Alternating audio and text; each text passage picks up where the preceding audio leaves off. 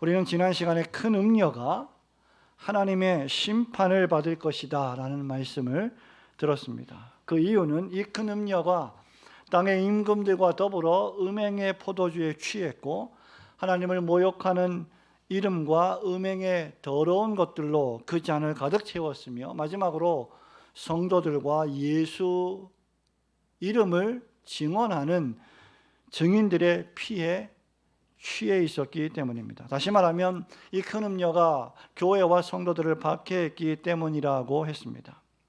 이 큰 음녀가 하나님이 정하신 심판을 받을 것은 분명하지만 이러한 광경을 심판을 받기 이전에 사도 요한이 보았을 때의 그 충격은 대단했습니다. 사도 요한은 하나님께서 보여주셨던 이 음녀의 모습을 보고 소스라치게 놀랐습니다. 그것은 그 모습이 공포스러웠고 뿐만 아니라 큰 음녀가 타고 있는 짐승의 모습도 기괴했으며 매우 무서웠기 때문입니다. 지난주 말씀은 사도 요한이 이 여자를 보고 6절 말씀에 보고 놀랍게 여기고 크게 놀랍게 여겼다는 것으로 끝납니다. 오늘 우리가 읽은 하나님의 말씀은 바로 놀라고 크게 놀랍게 여겼던 요한에게 천사가 또다시 이 큰 음녀와 이 음녀가 타고 있던 짐승의 정체가 무엇인지를 상세하게 설명해 주는 말씀으로 시작합니다. 우리는 지난 시간에 이 큰 음녀가 큰 바벨론으로서 로마 제국의 황제 또는 로마라고 하는 도시를 상징한다고 한 바 있습니다. 오늘 본문 18절 말씀에도 보면 요한이 본 이 큰 음녀를 땅의 왕들을 다스리는 큰 성이다라고 불렀습니다. 구약 성경에 보면 하나님을 대적하는 이방 나라들을 가리켜 종종 선지자들이 큰 음녀이다라고 불렀고 심지어 거룩한 도성, 경건한 도성이어야 할 예루살렘 도성이 하나님을 배신하고 불경건하고 타락했을 때 선지자는 그 성을 창기의 도성이라고 부른 바 있습니다. 선지자 이사야는 이사야서 1장 21절에서 신실하던 성읍이 어찌하여 창기가 되었는고 정의가 거기에 충만하였고 공의가 그 가운데 거하였더니 이제는 살인자들 뿐이라고 탄식한 바 있습니다. 여러분, 예루살렘 성조차 창기의 성읍이 되었다면 하나님을 불순종하고 대적하며 하나님의 백성들을 핍박하는 이방 나라들이야말로 더 큰 음료요 또 창기가 아니고 무엇이겠습니까? 그것이 바로 하나님께서 이 큰 음녀인 로마를 심판하시는 가장 주된 이유입니다. 그런데 지금 천사가 이 큰 음녀가 타고 있는 짐승의 정체에 대하여 말해 주고 있습니다. 과연 이 짐승의 정체가 무엇일까? 우선 무엇보다도 첫 번째로 이 7머리와 10뿔 가진 짐승의 정체는 요한계시록에서 교회와 성도들을 핍박하고 박해하는 적그리스도의 세력을 가리킵니다. 7절부터 13절 말씀이 그 말씀을 우리에게 가르쳐주고 있는데 우리 7절과 8절 말씀만을 함께 다시 읽어보겠습니다. 천사가 이르되 시작. 천사가 이르되 왜 놀랍게 여기느냐 내가 여자와 그가 탄 7머리와 10뿔 가진 짐승의 비밀을 내게 이르리라. 내가 본 짐승은 전에 있었다가 지금은 없으나 장차 무적행으로부터 올라와 멸망으로 들어갈 자니 땅에 사는 자들로서 창세 이후로 그 이름이 생명책에 기록되지 못한 자들이 이전에 있었다가 지금은 없으나 장차 나올 짐승을 보고 놀랍게 여기리라. 아멘. 이 머리가 7개며 뿔이 10개가 달린 짐승이 무엇을 상징하는지를 아는 것은 항상 쉬운 일은 결코 아닙니다. 여러분이 요한계시록을 읽을 때에 어려움을 느끼는 부분도 바로 이런 부분일 것입니다. 성경에 보면 9절에도 지혜 있는 뜻이 여기 있으니 7머리는 여자가 앉은 7산이요 또 10절에 보면 7왕이라 이렇게 해석을 해주고 있습니다. 우리가 요한계시록의 말씀을 완벽하게 이해하는 것은 쉬운 일이 아니지만 언제나 말씀이 말씀을 해석하듯이 하나님의 말씀으로 모든 말씀을 바라보고 해석한다면 크게 어려울 일은 없을 것입니다. 천사는 7절에서 7머리와 10뿔 달린 이 짐승의 비밀을 요한에게 보여주겠다라고 말합니다. 8절에 보면 이 짐승은 전에도 있었고 지금은 없는데 장차 무적행으로부터 올라와 멸망으로 들어갈 자다라고 말하므로 이 짐승의 기원과 출처 그리고 이 짐승의 마지막 운명까지 우리에게 상세하게 설명해 줍니다. 그런데 이 말씀은 정확하게 요한계시록 4장 8절을 우리에게 생각나게 합니다. 요한계시록 4장 8절의 말씀은 거룩하다 거룩하다 거룩하다 주 하나님 전능하신 이여 전에도 계셨고 이제도 계시고 장차 오실 이시라고 했습니다. 메시아이신 예수 그리스도에 대한 예언의 말씀입니다. 우리는 이미 계시록 말씀과 설교를 통해서 사단이 삼위일체이신 전능하신 하나님을 모방하고 위조하는 거짓의 대가라고 말씀드린 바 있습니다. 짐승이 예수 그리스도를 흉내내고 있으니 이 짐승은 그리스도를 대적하는 적 그리스도의 세력입니다. 이 짐승은 전에 나타나서 능력을 행하다가 예수 그리스도께서 십자가에서 죽으셨을 때 대패하여 결박을 당했다가 곧 지금은 없는 상태에 있다가 잠시 풀려나서 다시 장차 출현하여 모든 왕들을 아마겟돈으로 모아 전쟁을 벌릴 존재입니다. 이 짐승은 계시록 13장 13절에 따르면 살아있다가 상하여 죽게 된 것 같다가 죽었으며 역사 속에 또다시 소생할 것이라고 사도 요한은 우리에게 설명해 주고 있습니다. 이것은 사단 마귀의 악의 세력의 치묘함을 우리에게 잘 보여주고 있습니다. 실제로 로마 제국을 생각해 보십시오. 로마 제국은 매우 작은 민족이었고 세력이었지만 역사 속에서 최고의 권력을 누린 나라였습니다. 점점 세력을 떨치자 로마 제국은 그 스스로 신이 되어 하나님을 대적하기 시작했고 교회를 박해하는 길로 들어섰으며 제국을 통치하는 황제를 신이라고 우상 숭배하게까지 했습니다. 그러나 지금은 그런 로마 제국조차 멸망하여 존재하지 않습니다. 하지만 이런 짐승은 또다시 역사 속에 반복하여 우리 눈앞에 출현했었고 출현하고 있으며 또 앞으로도 출현하게 될 것입니다. 사단 마귀는 이런 제국들을 사용하여 기독교를 박해하고 성도들을 위협하며 때로는 유혹하고 때로는 하나님으로부터 떠나게 만드는 것입니다. 이 짐승에게 7개의 머리가 있다고 했습니다. 10개의 뿔이 있다고 했습니다. 여기 7개의 머리에 대하여 신학자들은 일반적으로 이 말씀이 로마의 7명의 황제나 역사 속에 등장한 거대한 대제국, 모든 나라와 민족을 정복했던 대제국들을 상징한다라고 해석해 왔습니다. 예를 들면 아우구스투스 황제, 티베리우스, 갈리큘라, 그리고 클라디우스, 네로, 베스파시안, 그리고 도미티안 황제로 이어지는 로마의 황제들이 그들이다라고 말하는 것입니다. 하지만 여러분, 이러한 해석의 맹점은 이 황제들 사이에 3명의 로마 황제가 더 있었다는, 더 존재했었다는 사실 때문에 설득력을 잃게 됩니다. 또 다른 신학자들은 이 7개의 머리를 가리켜서 역사 속에 존재했던 거대 제국들, 즉 구약시대부터 시작하자면 애굽, 그리고 아수르, 바벨론 왕국, 페르시아, 그리고 헬라 제국, 그리고 사도 요한이 살고 있었던 당시의 로마 대제국을 상징한다고 해석을 합니다. 그리고 나머지 7번째 제국은 아직 오지 않은 하나로서 종말의 날에 출현할 적그리스도의 제국을 가리킨다라고 말합니다. 하지만 이 역시 성경이 명백하게 명시하고 있지 않기 때문에 우리가 그렇게 유추하고 해석해 볼 수 있겠지만 확실하지 않습니다.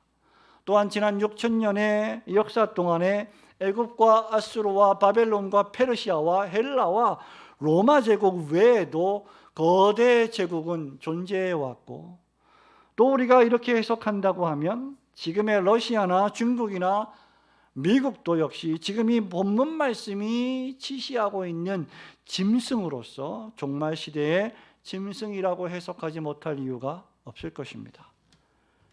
그러므로 우리는 이 7개의 머리를 로마 제국과 같이 교회와 하나님의 백성들을 잔혹하게 핍박하고 압제하는 상징적인 세력으로서의 적그리스도의 총체적 세력이라고 바라보아야 할 것입니다. 천사는 11절 말씀에 보면 현존하는 악의 세력인 로마 제국보다 더 강력한 나라가 세력이 출현할 것이라고 말합니다. 그는 8번째 왕이라고 했습니다. 그런데 7 중에 속한 자라고 했습니다.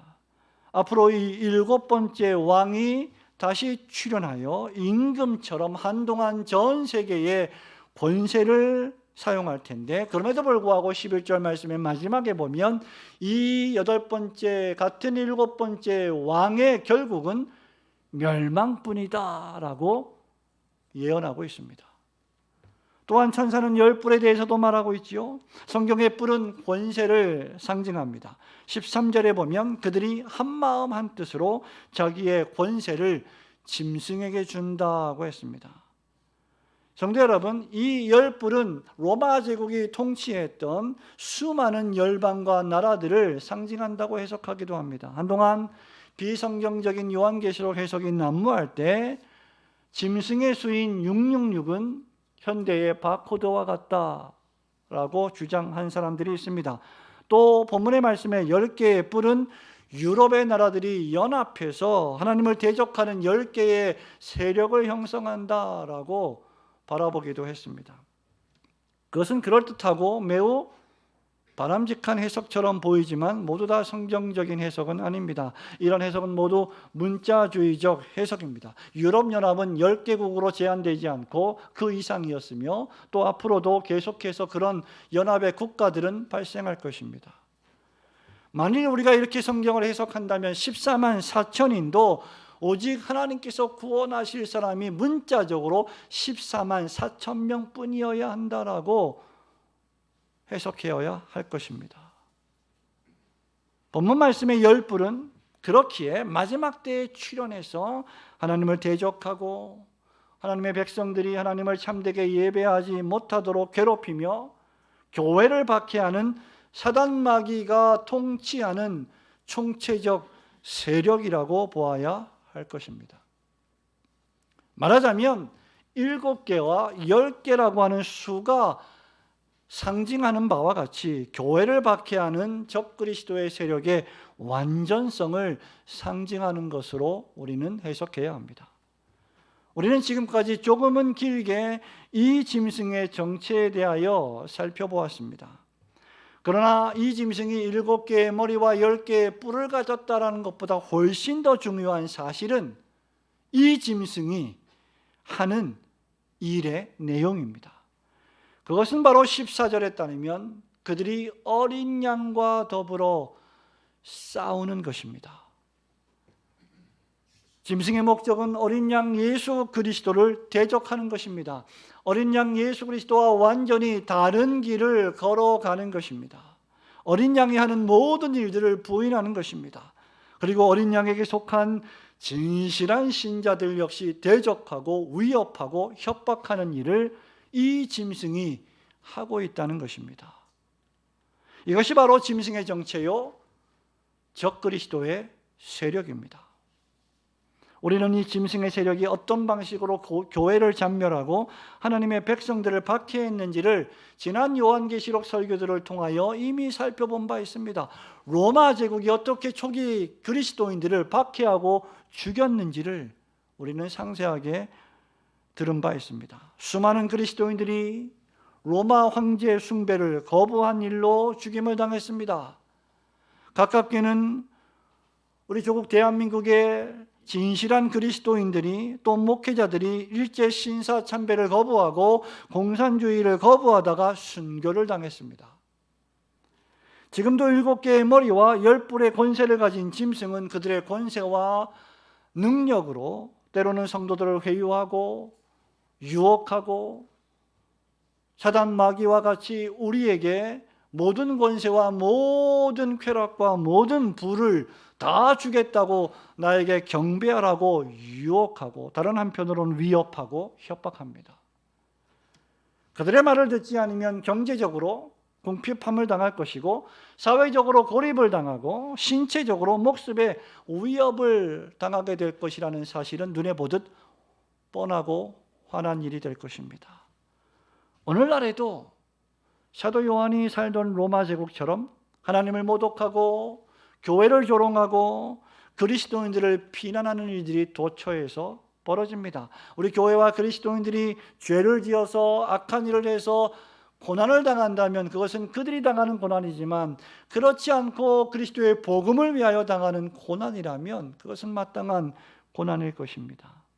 신자로 하여금 하나님을 배반하고 믿음을 저버리게 만들며 이 세상에 술이라고 하는 유혹에 취하게 만들고 쾌락이라고 하는 술의 유혹에 취하게 만듭니다. 모이기를 패하게 만듭니다. 점점점 교회를 떠나게 만듭니다. 요한 당시의 로마 제국은 바로 이런 사단 마귀의 적그리스도적 공격을 오고 오는 모든 교회에게 미리 보여주었던 존재라고 할 수 있습니다.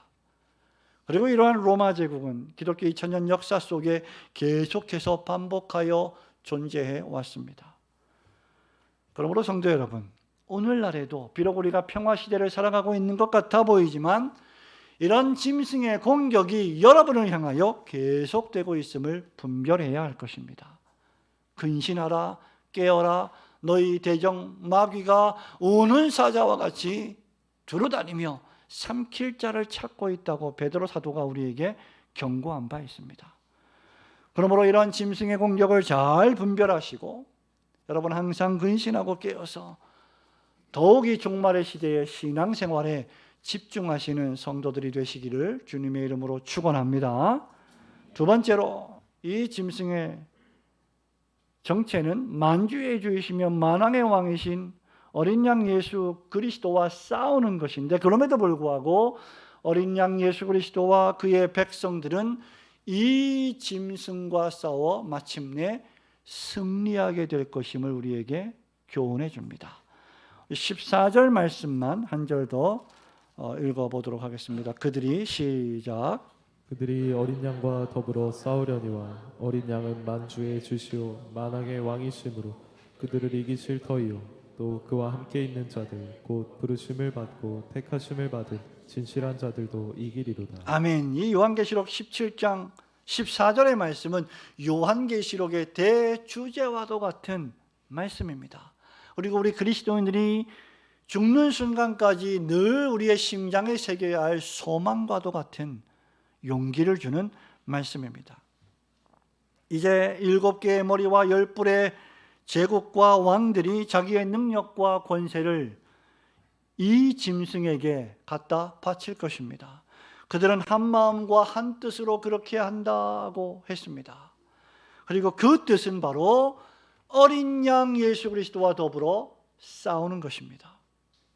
우리는 이미 사단 마귀가 삼위일체적으로 존재하며 하나님을 모방하여 교회를 박해할 것이다라는 사실을 배운 바 있습니다. 계시록 16장 13절에 따르면 그것들은 바로 큰 용이요 짐승이요 거짓 선지자들이라고 했습니다. 그리고 천사가 요한에게 이 큰 용과 짐승과 거짓 선지자들이 개구리 같은 더러운 새 영이다 라고 말했습니다. 그들은 귀신의 영들이요 큰 날에 있을 전쟁을 예비하는 자들이요 교회와 그리스도인들을 오염시키는 자들입니다.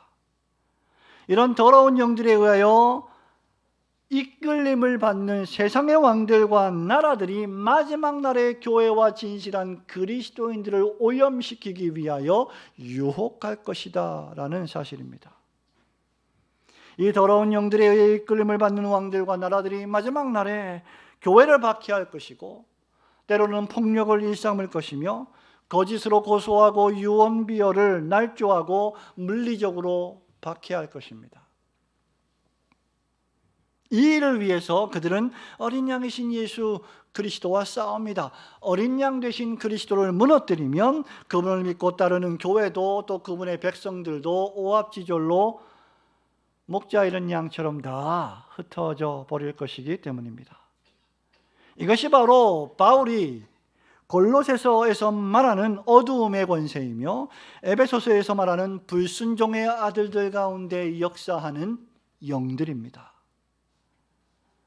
그렇게 그들은 거짓 신학자들을 선동하여 예수 그리스도께서는 하나님이 아니시다, 성육신 하실 수 없으시고 중보자도 아니시며 그분의 십자가 죽으심과 부활은 사실이 아니라고 줄기차게 선동합니다. 그들은 계속해서 불신과학자들을 선동하여서 천지만물은 창조된 것이 아니며 세상 모든 자연 만물은 우연히 발생한 것이라고 주장합니다. 그리고 그 모든 세상의 만물들은 스스로의 능력으로 돌아가고 사시사철 계절이 바뀌는 것이며 인간이란 존재도 조그만 단세포에서 이렇게 만물의 영장인 인간으로 진화된 존재라고 부추기고 속삭입니다. 심지어 그들은 신학자들을 선동하여 예수님을 믿지 않고 다른 종교의 교주를 믿어도 천국에 갈 수 있으며 구원을 어차피 받게 된다라고 기독교의 구원의 유일한 배타적인 종교, 구원의 유일한 배타성을 거짓말로 선동합니다. 그러나 여러분, 사도 요한은 요한 1서 2장 22절에서 우리에게 중대한 말씀을 해주십니다. 거짓말하는 자가 누구냐? 예수께서 그리스도임을 부인하는 자가 아니냐?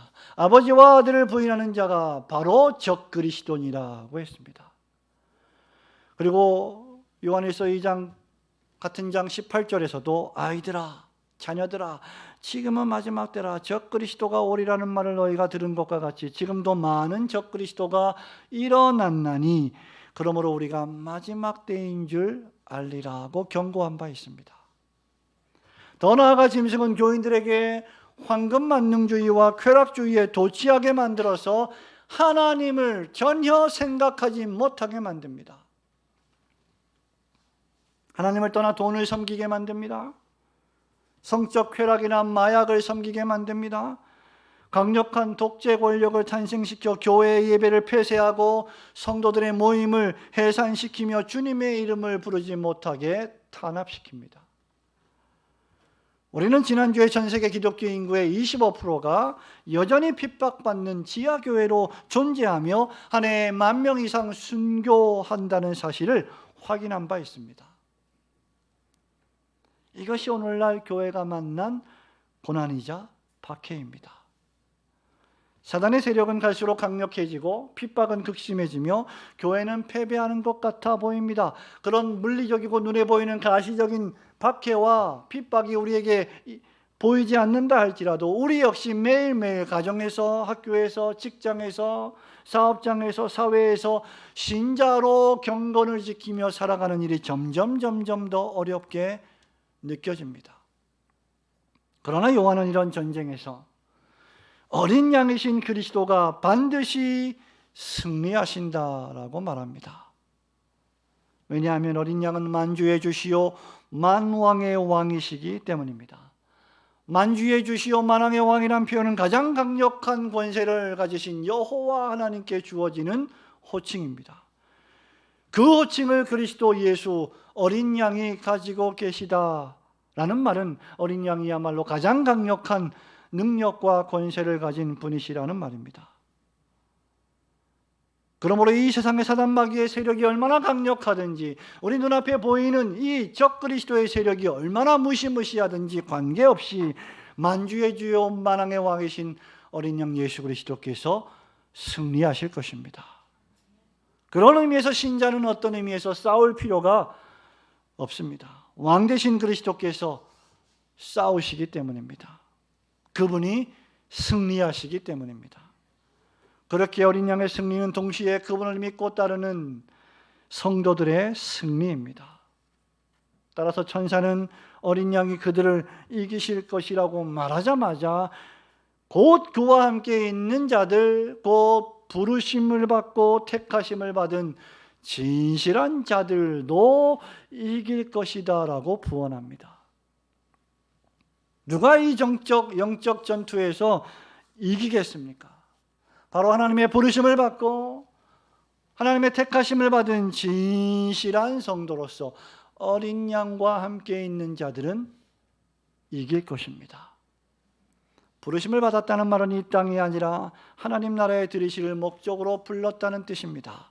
택하심을 받았다는 말은 하나님의 소유되도록 하나님께서 이끄셨다는 뜻입니다. 만일 여러분들을 하나님께서 부르시고 택하셨다면 필연적으로 여러분들은 진실한 자들이 될 것입니다. 진실한 자들이란 누구입니까? 그런 하나님을 믿고 신뢰하고 범사에 의지하는 사람들입니다. 본모술수에 능하고 입만 열면 거짓을 말하고 예배당에서는 신자인 것 같지만 세상에서는 불신자처럼 살아가는 그런 사람이 아니라 세상 권력을 의지하고 사람의 숫자를 의지하는 자가 아니라 진리의 말씀을 믿고 진리 자체이신 예수 그리스도를 신뢰하며 하나님께서 우리의 선한 아버지가 되심을 믿고 의지하는 사람들입니다. 그런 성도는 어린 양이 어디로 이끄시든지 어린 양과 함께 하는 자들입니다. 성도 여러분, 이런 진실한 성도들만이 죽기까지 충성할 수 있을 것입니다. 핍박이 와도, 박해가 와도, 여러분 개인적인 삶에 고난이 와도, 조금의 어려움이 와도 결코 타협하지 않고 주님을 배반하지 않고 죽음에 이르는 순간까지 믿음을 지킬 것입니다. 요한계시록 2장 10절에서 우리 주님이 서머나 교회에게 주신 말씀을 여러분 기억하십니까? 너는 장차 받을 고난을 두려워하지 말라. 볼지어다 마귀가 장차 너희 가운데에서 몇 사람을 오게 던져 시험을 받게 하리니 너희가 10일 동안 환난을 받으리라. 그러나 네가 죽도록 충성하라. 그리하면 네가 생명의 면류관을 받으리라. 천사는 15절부터 18절에서 이 짐승과 음녀 사이에 내분이 벌어져 서로 미워하고 망하게 하고 불태워버려 없어지게 될 것임을 또한 밝힙니다. 이것은 마치 바울이 디모데에게 디모데후서 3장 13절에서 경고한 것처럼 종말 시대에는 악한 사람들이 또 속이는 자들이 다른 사람들을 속이는 동시에 본인들도 속임을 당한다고 경고한 바와 같습니다. 악한 사람들과 속이는 자들이 더욱 악하여져서 서로 속이기도 하고 속기도 하는 것이죠. 갈라디아 교회도 편지하면서 갈라디아서 5장 15절에서 바울이 말합니다. 만일 서로 물고 먹으면 피차 멸망할까 조심하라. 여러분 로마 제국도 이런 악의 자기 파괴적 속성 때문에 멸망당했습니다. 하나님께서는 로마서에서 말씀한 바와 같이 그들의 마음에 하나님 두기를 싫어하며 그 상실한 마음 그대로 버려두셨다라고 말했습니다. 이처럼 사단마귀와 악한 제국의 멸망과 파괴는 정해져 있습니다. 죄와 악에 대한 심판이 확실한 것처럼 그리스도와 교회와 성도의 승리 역시 확실할 것입니다. 어린 양이 그들과 더불어 싸워 이기실 터이요 어린 양과 함께하는 성도들 역시 궁극적으로 승리하게 될 것입니다.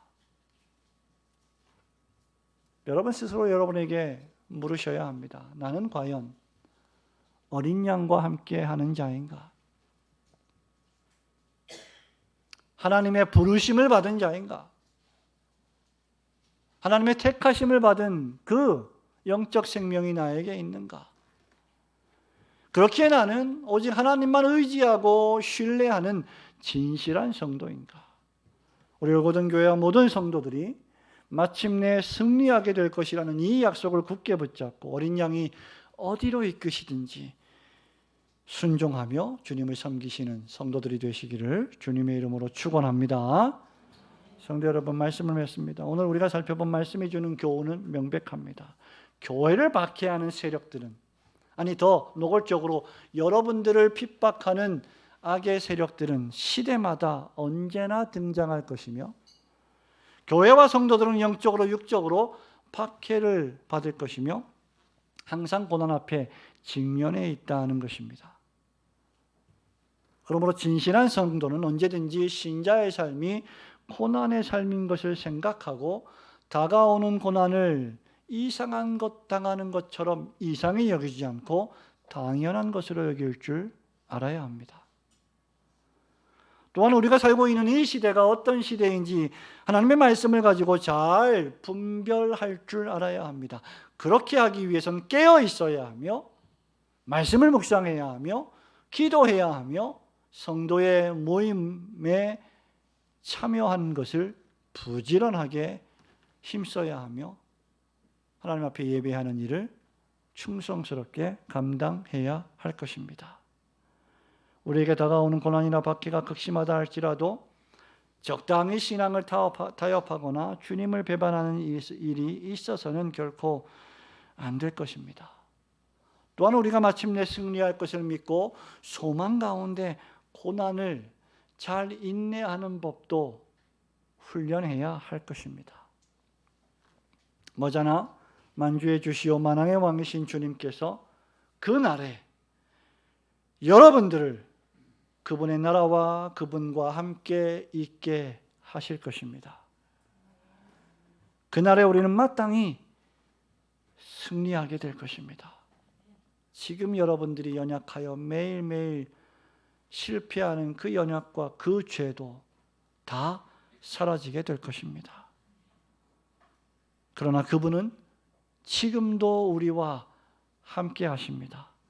그러므로 지금도 우리는 그분의 힘으로 개구리 같은 더러운 새 영과 더불어 싸우는 이 영적 싸움에서 승리할 수 있습니다.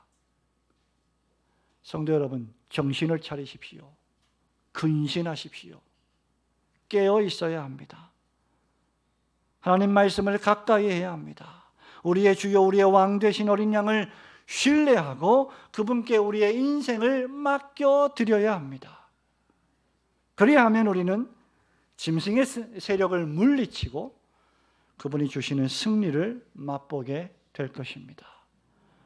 그러므로 어린 양께서 어디로 이끄시든지 그와 함께 다니시면서 그분의 음성에 순종함으로 여러분이 정말 부르심을 받고 택하심을 받았으며 진실한 성도들임을 증거하는 삶을 살아가시기를 주님의 이름으로 축원합니다. 아멘.